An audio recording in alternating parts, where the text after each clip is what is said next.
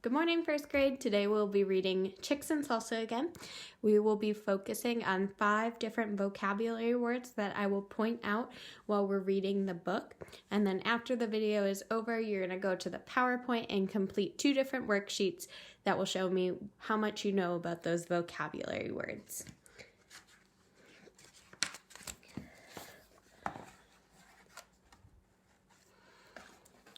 There were grumblings in the henhouse of Nuthatcher Farm. The chickens were tired of chicken feed.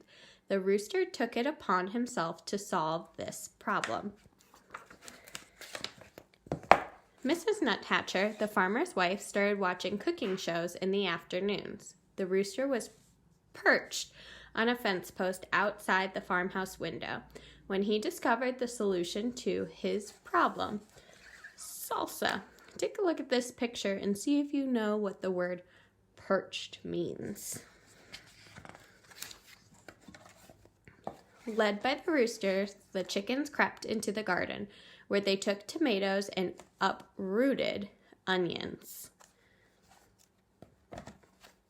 Here we see the chickens, and they are uprooting onions.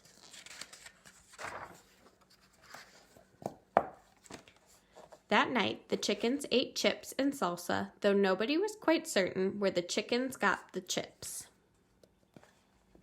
The tasty tang of tomatoes and onions hung over the barnyard, and the rooster said, "Olé."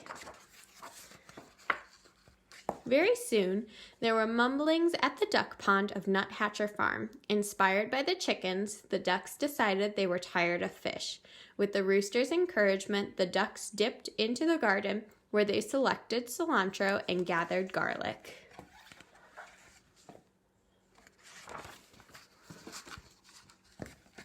That night, the ducks ate guacamole, though nobody was quite certain where the ducks got the avocados. The spicy scent of garlic and cilantro hung over the barnyard, and the ducks said, "Olé."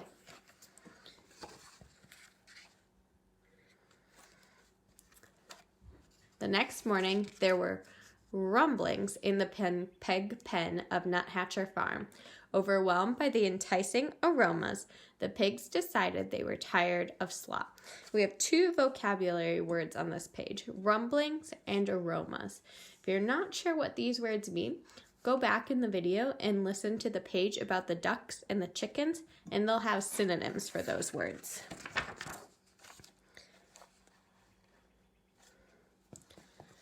While the rooster distracted Farmer Nuthatcher, the pigs plodded into the garden, where they borrowed beans and chopped chilies. That night, the pigs ate nachos, though nobody was quite certain where the pigs got the nacho cheese sauce. The delightful deliciousness of cheese and chilies hung over the barnyard, and the pigs said, "Olé." As everyone knows, when there's a passion for Southern cuisine takes hold of farm animals, so many scrumptious, spicy, savory scents collide in the barnyard air, and it can only lead to one thing. Cuisine is our last vocabulary word. So think about what you think. A passion for Southern cuisine. A fiesta. The rooster got things organized, then returned to his fence post to watch for a good enchilada recipe. The horses decorated the barn. The bull practiced his Mexican hat dance, though nobody was quite certain where the bull got the sombrero. And the chickens and ducks and pigs snuck into the garden, but all of their spicy southwestern supplies were gone. The scallions had been stolen, the peppers had been pilfered, the limes had been lifted. There were slurpings in the kitchens of the Nuthatcher Farm. Stirred by the succulent smells in the barnyard, Mrs. Nuthatcher had decided to make tamales for the county fair.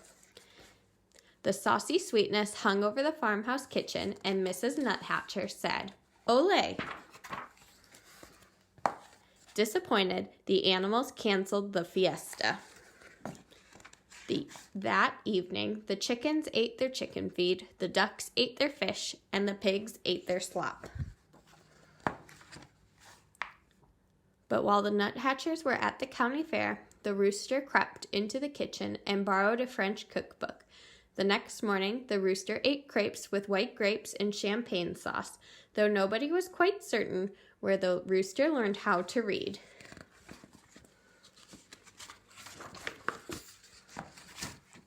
A satisfied smile stretched over the rooster's beak, and the rooster said, "Ooh la la." All right, first graders, now that you have finished the book, you're going to log in and do those 2 different vocabulary pages. Be sure to send me pictures of them, Dojo, so that I can give you points and hopefully give you a shout out tomorrow. Bye.